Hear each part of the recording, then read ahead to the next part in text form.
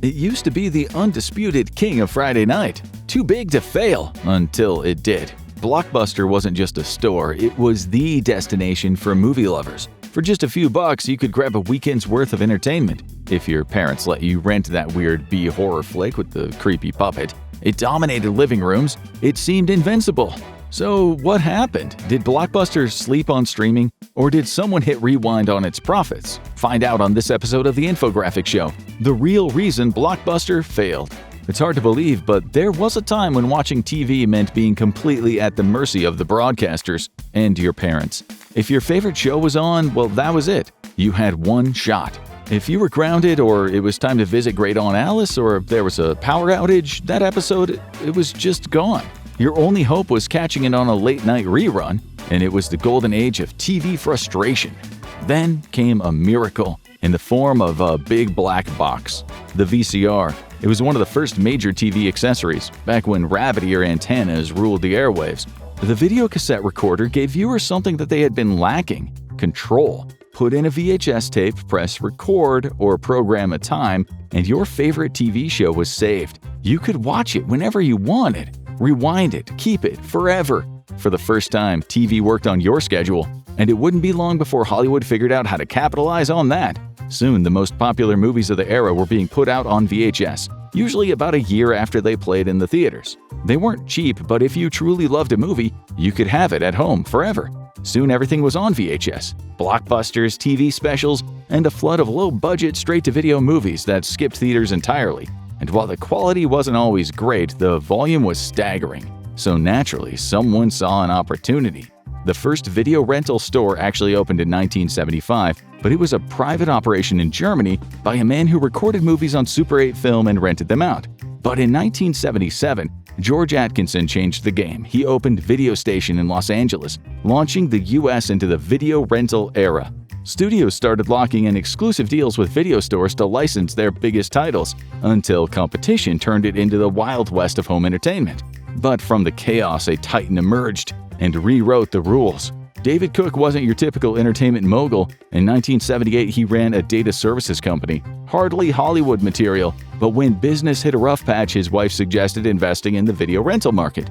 Cook took a gamble, investing in a local store called Video Works. But he wasn't content with just running. He had a vision. He wanted sleek branding, a more engaging layout, a signature style. But the Video Works franchise owners said no, and Cook walked away and stepped right into history. The first Blockbuster Video opened in 1985 in Dallas, and its inventory was staggering. 8,000 VHS tapes and 2,000 of the rival Betamax, which didn't last long. Blockbuster wasn't just huge, it was smart.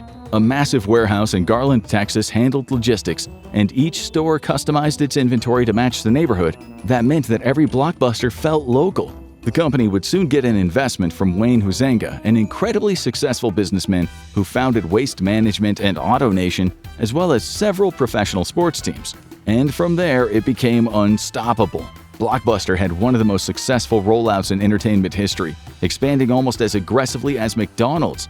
In the late 1980s, they were opening a new store almost every 24 hours. Its iconic blue and yellow movie ticket logo became one of the most recognizable symbols in the world.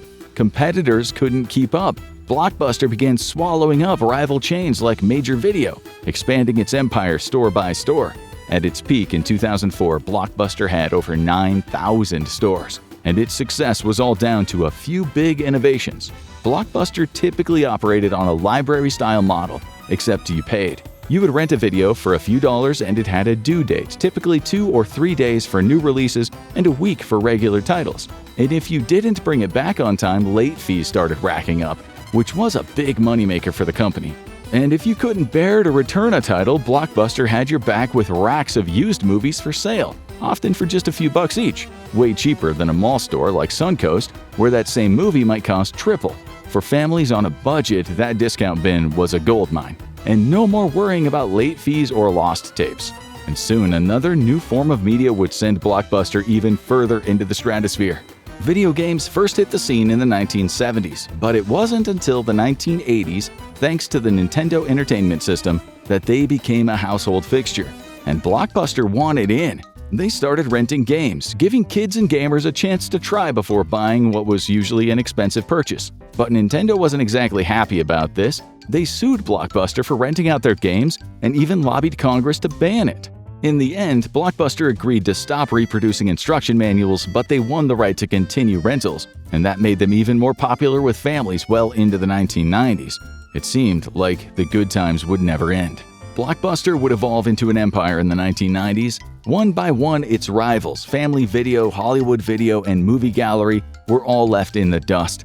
Hollywood Video and Movie Gallery even merged in a last-ditch effort to keep up, but by 2010, both were gone. Family Video held on a while longer, mostly because they owned their real estate, but eventually they were leasing out most of their stores to other businesses. None of them managed to reach the financial success of Blockbuster or its cultural relevance.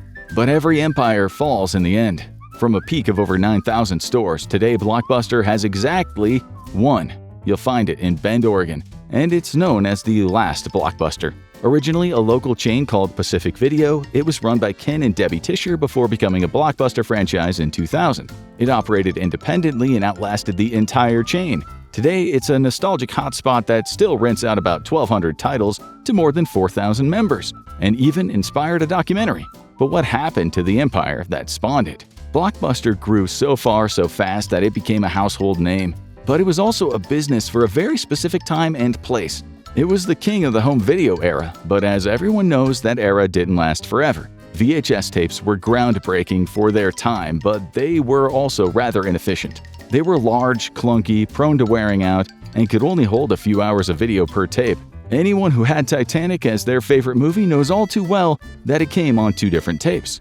So technology marched on and Blockbuster tripped over its own feet. Anyone who grew up in the 90s knows technology moved fast.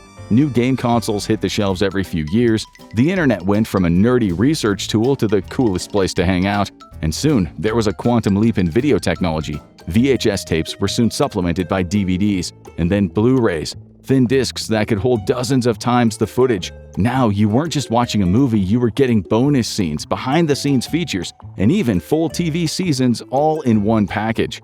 And Blockbuster started offering them, but it just wasn't the same. These new modes for home release weren't just more effective, they were more affordable. The need for movie rentals slowly started to decrease, but it hit Blockbuster's competitors more heavily at first than it hit the big gun. The downturn started in the 2000s, but Blockbuster would still be going strong for a while, thanks to a combination of nostalgia amongst the longtime fans and its omnipresence in just about every major city and larger town. Even if you didn't need a video, it was still tempting to drop in and just see what was new. Until, of course, there was a better way to do that. Blockbuster didn't implode overnight, but if there was a tipping point, it came in 2000, and it centered around an upstart rival known as Netflix. Founded in 1997, the company founded by Reed Hastings and Mark Randolph began its life as a DVD rental service by mail. Blockbuster didn't have as strong a footing in the DVD market, so there was an opening. And ironically, Hastings claimed that he was inspired to start the company after being fined $40 at a Blockbuster for being late to return a copy of Apollo 13. And it wouldn't be long before the two companies faced off. Netflix first caught the attention of another titan, Jeff Bezos, the founder of Amazon, who was interested in acquiring Netflix for around $14 to $16 million. Hastings, who owned the majority of the company, turned down the offer, and the company soon expanded. They offered a monthly subscription model which eliminated the standard due dates, late fees, and shipping and handling fees. Although they were still a small company, they were starting to get people's attention, and during the dot-com bubble, they tried to sell the company to Blockbuster for $50 million. It was a deal that could change history, and Blockbuster turned them down flat.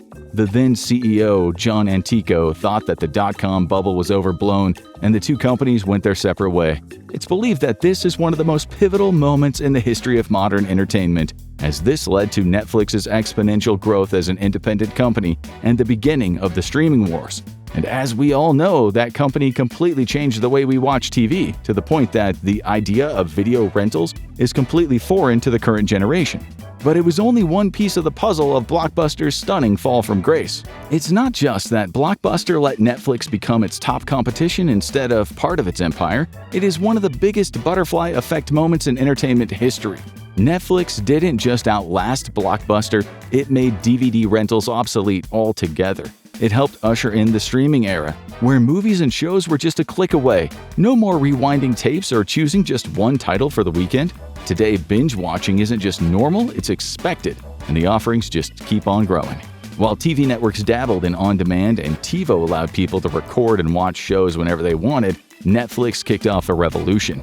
After launching its streaming service in 2007, Netflix stacked its library with licensed movies and shows. But in 2013, it went from content distributor to content kingmaker, launching its first original series, the political thriller House of Cards. It was a dark political thriller with A-list talent, and it was only available to subscribers. It was followed with hits like prison dramedy Orange is the New Black and supernatural thriller Stranger Things.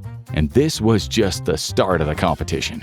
Not long after Netflix started taking off, other streaming services launched. Hulu distinguished itself by offering next-day content from various major TV networks. It soon became clear that the future of streaming wasn't omnibus websites like Netflix. It was every studio doing it for themselves. Within the next few years, Disney+, Paramount+, HBO Max, and Peacock all launched, repping their respective studios, along with other niche streamers like the horror-themed Shudder. Soon there was a streamer for everyone, and streaming seemed to have everything. So where did this leave Blockbuster? Some say Blockbuster's fall was inevitable. It was a relic of its time, tied to a technology the world outgrew. Sure, there is plenty of nostalgia now, but at the end of the day, it was just a video store. Others argue it wasn't just changing tech that brought Blockbuster down, it was its own choices, and it may have been too big not to fail. Blockbuster's presence during its heyday was massive. Thousands of stores around the country made it a familiar sight alongside only a few other brands like Mickey D's. And as the company didn't own its own real estate, leasing from local owners for the most part, it made it susceptible to heavy losses when a downturn came. A big chain closing stores doesn't necessarily mean failure is around the corner. Any company can restructure and adjust to a smaller footprint. But bad financial news is never helpful when looking to turn things around for investors. And when Blockbuster tried to expand in other ways, its results were mixed. With so much money at its disposal during its glory days, it's not a surprise Blockbuster tried to expand its footprint. But none of the other investments met with the same level of success. It even tried to make itself a household name with the Blockbuster Entertainment Awards, a fan-driven awards ceremony similar to the MTV Movie Awards. It launched in 1995, but it never quite found a big audience. Amid declining viewerships, it chose to cancel the 2002 awards due to the 9/11 terror attacks, and then it just never came back. And in some cases, Blockbuster was competing with itself. While Blockbuster's retail stores were still going strong, the company took a gamble on a new venture. They introduced Blockbuster Express, movie rental kiosks stationed in supermarkets and big box stores. They looked a lot like Redbox, known for its cheap DVDs and endless supply of low-budget knockoffs. The problem was these kiosks weren't owned by Blockbuster, just licensed, and that meant that the more the people used Blockbuster Express, the less reason they had to visit an actual Blockbuster store. And it wasn't the only area where a Blockbuster expansion ran headlong into the competition. Movies and TV weren't the only media going online during this era. It was the period where most video game systems were transitioning to online services, and games could be purchased digitally. In 2004, Blockbuster had launched Game Rush, a store-within-a-store business focused on video games. It also acquired Rhino video games and added them to the Blockbuster portfolio. The problem was, this was a direct competitor to the well-established video game chains like GameStop and FuncoLand. There were also new online game services like Gamerang, and Blockbuster's brand was never as strong in video games as it was in movies. In the end, it sold Rhino video games to GameStop, and Game Rush eventually folded as well. And there was one business decision that really didn't make any sense at all. When people thought of Blockbuster, they pictured movies, video games, Friday night rentals, not jungle gyms and birthday parties. But in 1995, that's exactly where Blockbuster bet big, buying a majority stake in Discovery Zone, a chain of massive indoor playgrounds packed with slides, tunnels, and ball pits. Discovery Zone was every 90s kid's dream, but it never quite built the same cult following as Chuck E. Cheese. Just 1 year after Blockbuster's investment, Discovery Zone filed for bankruptcy. By 2001, the entire chain had disappeared, and one as time went on that they couldn't really afford. Blockbuster's biggest failure may have been its refusal to pivot when the market demanded it. As Netflix's DVD rental service started to take off, Blockbuster stuck to its in-person rental concept. But the convenience of Netflix's model couldn't be beaten, and Blockbuster eventually had to follow suit. in 2004. But by that point, the new Blockbuster online service felt like old news. Many people who had gotten into the habit of renting through one place had no reason to switch to Blockbuster for their DVD deliveries. And as time went on, it always felt like they were playing catch-up.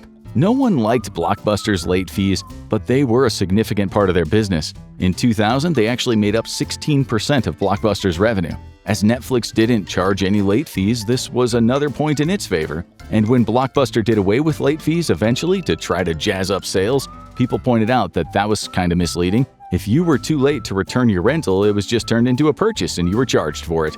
Another attempt to win over fans, a program called Total Access. Online customers could return rentals to Blockbuster stores and get a free DVD rental in exchange, which actually cost the company money. And another problem for Blockbuster was its rivals kept growing and growing. The 1990s were the heyday of the big box store, and they sold everything, including DVDs and Blu-rays. It became easier for people to just buy what they wanted there instead of renting and having to worry about returns. Blockbuster was a unique spot that only did one kind of business, and it was hard to compete with a place that sold everything under one roof. This was the fate of many specialty stores during the era, as the big guns kept gobbling up rivals like Pac-Man and the Ghosts. And eventually, Blockbuster's fate wasn't in its own hands. Blockbuster changed hands several times over the years, and one of the key moments was when activist investor Carl Icahn successfully ousted CEO John Antico in 2007.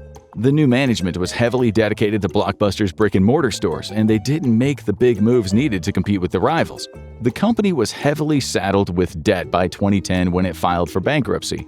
This was partially due to its purchase by Viacom in 1994, which required a heavy loan. Blockbuster would eventually become acquired by Dish Network, which gave it a second lease on life, but it was a shadow of its former self by then. The vast majority of stores would close in 2013 as the company was no longer profitable, and the remaining 300 would slowly dwindle out. So is this truly the end of the road for an American icon? In a word, probably. Blockbuster was a superstar for its time, but that time no longer exists. It's hard to see a model that allows it to be revived as a major chain today. The way we watch movies and TV has been changed thoroughly, but it does have one big thing in its corner: nostalgia. The kids who grew up with Blockbuster in their town still remember it fondly, and many of them have a lot of purchasing power of their own. The brand is defunct, with only one independent outpost, which means that it could be purchased and restarted. But to do that, it'll have to do something that never came easy to Blockbuster: change. A new Blockbuster would have to tap into its most valuable asset right now, nostalgia, and that means that it would have to find out what its audience would want out of the experience. And the only thing we're sure of is it won't be late fees. Blockbuster didn't survive the streaming revolution, but what about the company that replaced it? Watch the ugly truth about working for Netflix to see how things aren't quite as picture perfect as they seem. Or click on this video instead.